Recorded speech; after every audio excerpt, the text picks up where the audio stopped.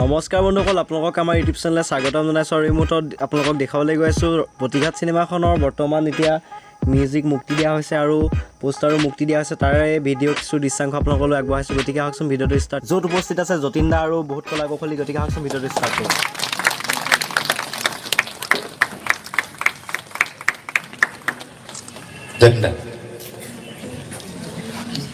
প্ৰথম কথা, এতিয়া অসমীয়া ছবিৰ ভাল দিন হৈছে। কাঞ্চনজংঘা, ৰত্নাকৰ, এতিয়া আহিছে প্ৰতিঘাত।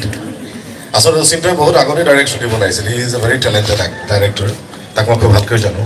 আচলতে তাৰ ছবিখন বহুত আগতে ৰিলিজ হ'ব লাগে। বহুত পটেঞ্চিয়েল থকা ডাইৰেক্টৰ, তাৰ লগত কাম কৰিছোঁ মই। আৰু ভাল লাগিছে যে আমি কৈ থাকোঁ যে অসমীয়া ছবিৰ বজাৰ নাই বা দৰ্শক নাই, মিছা কথা। প্ৰযোজক পৰিচালকে বহি আছে যে দৰ্শকৰ কথা চিন্তা কৰি ছবি কৰিব লাগে, সেইটো মোৰ অনুৰোধ। তেতিয়া ইণ্ডাষ্ট্ৰিটো আগবাঢ়ি যাব। বিশেষ নকওঁ, সঞ্জীৱ আছে, ভয় খাই আছিলোঁ ছবিখন চলিব নে নচলে। কিন্তু যোৱাকালি যেতিয়া গম পালোঁ যে ডিষ্ট্ৰিবিউটৰে কৈছে আজি ফোন কৰি যে 7.5 কোটি টকা ক্ৰছ কৰিছে যোৱাকালিলৈকে, আৰু ভালক ৰেকৰ্ডটো যাতে প্ৰতিঘাতে ব্ৰেক কৰে, সেইটো মই কামনা কৰিম। মই বিশেষ একো নকওঁ, আৰু কি ক'ম।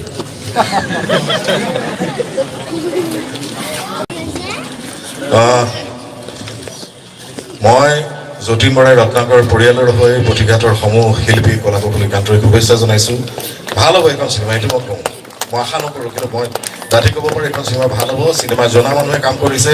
চিনেমাৰ বিষয়ে জনা মানুহে সকলো ইয়াত জড়িত হৈ আছে। শুভেচ্ছা থাকিল। প্ৰতিঘাত চাম, খালি প্ৰিমিয়াৰলৈ মাতিব নাপাহৰিব, এইটোৱে কৈছোঁ। ধন্যবাদ। Thank you, Linda. Thank you so much. So, শেহতীয়াভাৱে মই কৈছোঁ যে বেক টু বেক ইখনৰ পিছত ইখনৰ ভাল চিনেমাৰ খবৰ বা ভাল চিনেমা অনা অসমীয়া গোটেই জাতিটোৰ বোধৰভাৱে কৈছোঁ এক বিশেষ ধৰণৰ খবৰ। এই খবৰবিলাকে চিনেমাৰ সৈতে জড়িত হৈ থকাই নহয়, অসমীয়া জাতিটোক ভাল পোৱা প্ৰত্যেকজন ব্যক্তি এই বিশেষ খবৰটোত খুব বেছিকৈ ভাল লগা হৈ আছে। আৰু সেই ভাল লগাৰ কথাৰে, ভাল লগাৰ অনুভৱেৰে, ভাল লগাৰ বিশেষ কথাৰে মই যদিও বহুত কথাই ক'ব পাৰোঁ, তথাপিও মই নিশ্চয় জানো, যিহেতু মই ইয়াৰ পাছতে টিজাৰটো আচলতে মুকলি কৰিব বিচাৰিছোঁ। চ' টিজাৰটোৰ পাছত মিউজিকৰ কথা লৈ যাম। বেছি নাইকিয়া, আৰু দুটা মাত্ৰ কথা আছে, টিজাৰ আৰু মিউজিক। চ' তাৰ আগে আগে আপোনালোকেও বিচাৰিছে চাগে। চ' বহু দীঘলীয়া এই গোটেই কথাবিলাকত বহু কাহিনীৰ সৈতে বহুবাৰ জড়িত হৈ খুব খন্তেকীয়া সময়তেই আকুৰগোজ হৈ খুব বেছি চেণ্টিমেণ্টেল হৈ খুব পটককৈ কান্দি দিব পৰাকৈ, খুব পটককৈ খং উঠিব পৰাকৈ, খুব পটককৈ ভাল নাপাব পৰাকৈ যদিহে অসমীয়া চিনেমা ইণ্ডাষ্ট্ৰীত নতুনকৈ জন্ম হোৱা, নতুনকৈ বুলি কৈছোঁ, আজি জন্ম হোৱা এজন নতুন পৰিচালক হৈছে, সেইজনেই হৈছে অচিন্ত শংকৰ। প্লিজ অচিন্তক মই মঞ্চলৈ মাতিছোঁ।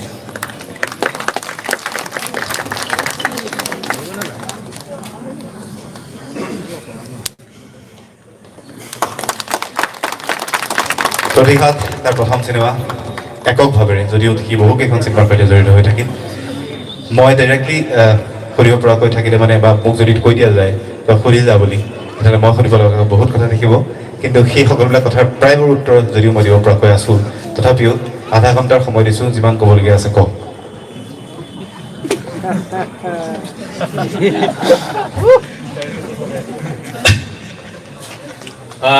প্ৰথমতে আটাইলে স্বাগতম জনাইছোঁ। খুব ভাল লাগিছে আপোনালোক ইয়ালৈ আহিছে। মোৰ লগতে মোৰ গোটেই টিমটো, প্ৰতিঘাতৰ টিমটোক এনেকৈ উৎসাহ দিবলৈ আহিছে এনেকুৱা এটা ভাল দিনত। আচলতে ভয় লাগিছে কথা ক'বলৈ।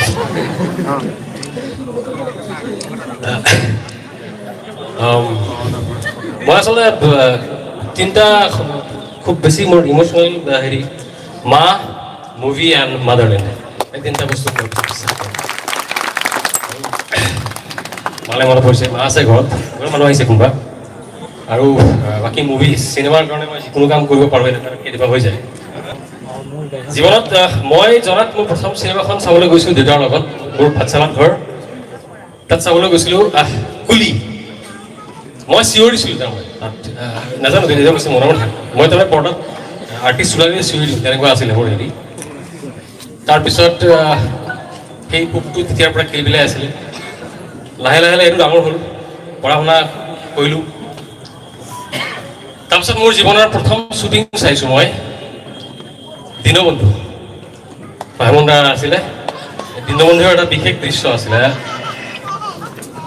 পাথাৰতে শ্বুটিং হৈছিলে এটা গানৰ য'ত জুবিন দা আৰু নিশিতা আছিলে কৰে যাক সপোন যেন বৰষুণ খুব ধুনীয়া গান এটা আছিলে মই সেই প্ৰথম শ্বুটিং দেখিছিলোঁ তাৰপিছত যেতিয়া গুৱাহাটীলৈ আহিছিলোঁ আৰু মোক প্ৰথম শ্বুটিঙত যে টিম মানে টেকনিচিয়ান হিচাপে প্ৰথম মোক আদৰি লোৱা মানুহজন আছিলে মোৰ প্ৰথম গুৰু শিৱানন্দ বৰুৱা শিৱানা আছে ইয়াতে মই তেওঁৰ প্ৰতি সদায় কৃতজ্ঞ হৈ থাকিম তাৰপিছতে মই আজি মানে বেছিকৈ কাম কৰিছিলোঁ বা মনত পৰিছে শ্ৰদ্ধাৰ মুনিৰ বৰুৱালৈ ভাইমন দালৈ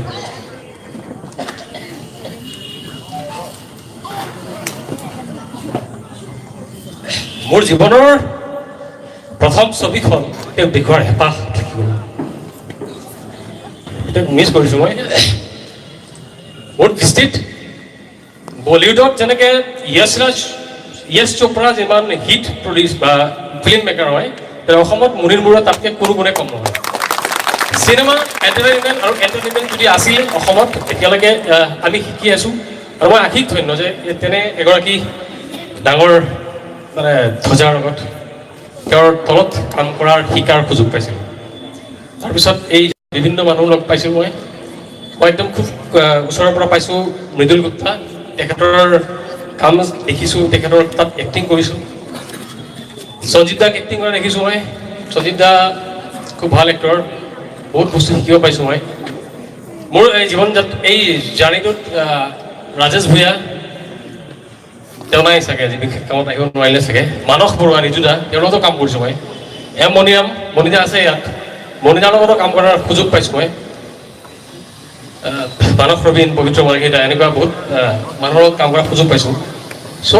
সেইবিলাক আচলতে অভিজ্ঞতা জীৱনৰ এটা মনত পৰিছে কিন্তু মই এটা চাকৰি কৰিছিলোঁ এটা সময়ত মেডিকেল ৰিপ্ৰেজেণ্টেটিভ আছিলোঁ খুব ভাল দৰমহা পাইছিলোঁ তেতিয়া তাৰপিছত যেতিয়া সেইটো বাদ দি গুচি আহিছিলোঁ তেতিয়া মোৰ দাদা আজি আছে ইয়াতে হেমন্ত কুমাৰ দেৱ সি যিটো ছাপৰ্ট কৰিছিলে সেই ছাপৰ্টটো যদি তেতিয়া দাদাই নকৰিলেহেঁতেন আজি মই ইয়াত আপোনালোকৰ সন্মুখত এনেকৈ কথা ক'ব নোৱাৰিলোহেঁতেন চ' থেংক ইউ দাদা চেলুট টু ইউ তাৰপিছত আহিলে প্ৰতিঘাতৰ কথা ঠিক তাৰ আগতে ক'ব লাগিব মই প্ৰতিঘাতৰ কথা কোৱাৰ আগতে ক'ব লাগিব মই কংকন দাসকোৱাৰ কথা মোৰ খুব ভাল বন্ধু মোৰ ভাইটি কংকন দাসকোৱা কংকন আছে ইয়াতে কংকনৰ প্ৰথম চিঞৰখনত মই সৰু কেৰেক্টাৰ এটা কৰিছিলোঁ তাৰপিছত ই মোক মাতিছিলে দূৰ কৈ থাকোঁতে মোৰ লগত আছিলে অমৃতাৰ অপজিটত মই এটা কেৰেক্টাৰ কৰিছিলোঁ তেতিয়া মই কিবা কথাই মই কাহিনীৰ কথা কৈছিলোঁ তেতিয়া অমৃতা কৈছে এইটো কাম কৰিব পাৰি যদি ভাল প্ৰডিউচাৰ আগবাঢ়িহে ডেফিনেটলি কৰিম সেই সূত্ৰে মই আমাৰ প্ৰডিউচাৰ নৰেন্দ্ৰ সিনহাক পালোঁ মই তাৰপিছত আগবাঢ়িলোঁ গোটেই যাত্ৰাটোত মোৰ লগত বহুত মানুহ আছিলে মোৰ প্ৰথমে আছিলে মোৰ সৌ চকু বুলি মই কওঁ এতিয়াও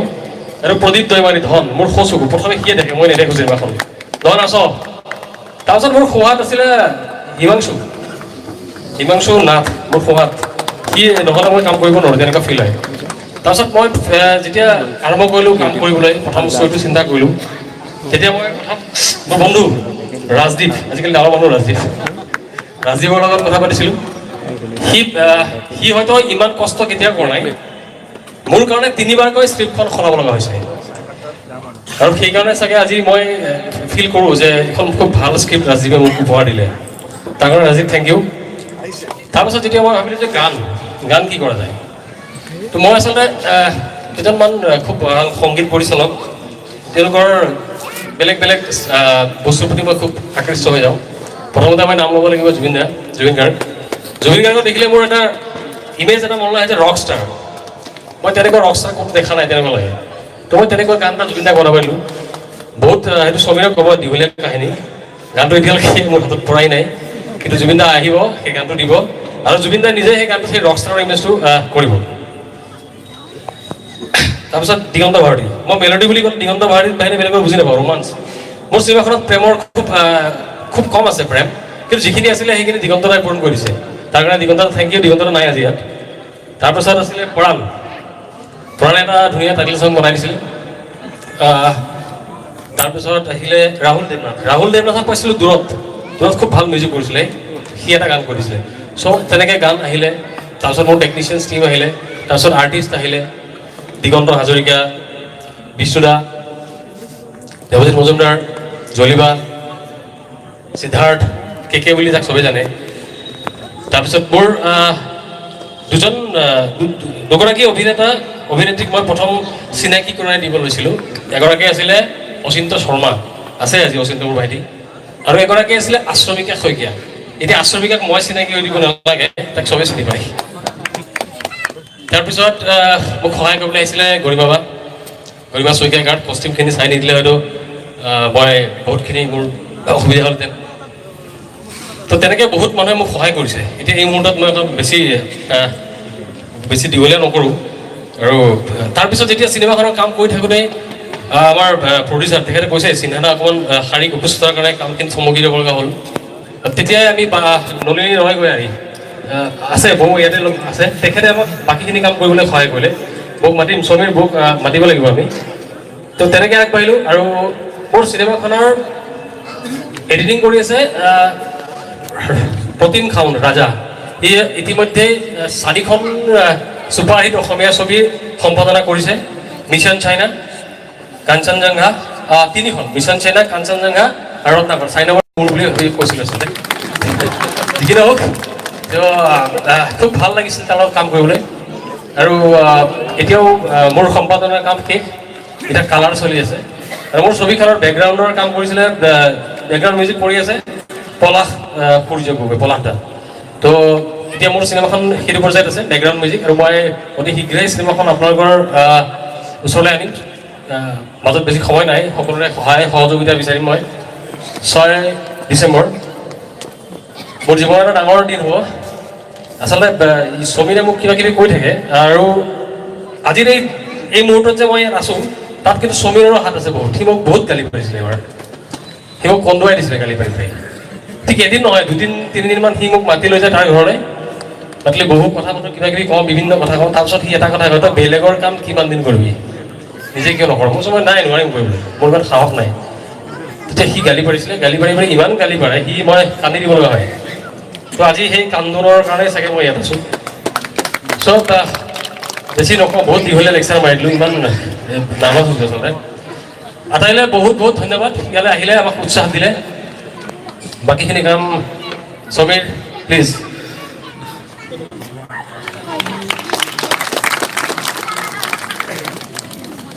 আজি প্ৰথম দিছে ইমান দীঘলীয়া লেকচাৰ যি নহওক ইমানখিনি গালি পৰাৰ পিছত এখন চিনেমা যদি হয় ইয়াৰ পাছৰ গালিখিনি যদি নুশুনিব খুজিছ তেতিয়াহ'লে আজি পে'মেণ্ট দিবলৈ পৰিচয় কৰিবি তো যি নহওক বহুত বহুত thanks and wish you all the best চ' ইমানখিনি গালি পৰাৰ পাছত এখন চিনেমা যদি হয় তেনেহ'লে বহুত গালি পাৰিবলৈ মই ৰেডি আছোঁ যি নহওক অচিন্তৰ এখন চিনেমা আচলতে মই আগতে এবাৰ কৈছিলোঁ যে চানমাৰীৰ সেই বিশেষ আড্ডাটোৰ মাজৰ পৰা ওলাই অহা প্ৰথমটো ল'ৰা যিয়ে এখন চিনেমা নিজাববীয়াকৈ কৰিছে চ' অভিয়াছলি 4খন চিনেমাৰ নাম লৈছোঁ ময়ো আমি আশা কৰিম চবেই আশা কৰাৰ দৰে যতীনদাই কৈ থৈ যোৱা নিচিনাকৈ যে ৰত্নাকৰ ৰেকৰ্ডো লাগিলে ব্ৰেক কৰক এনেকৈ ব্ৰেক হৈ পেলাই অসমীয়া চিনেমা খোজৰ পিছত খোজলৈ আগবাঢ়ি যাওক তাকে কামনা কৰিছোঁ এণ্ড এখিনি সময়তে আমাৰ আনগৰাকী প্ৰডিউচাৰ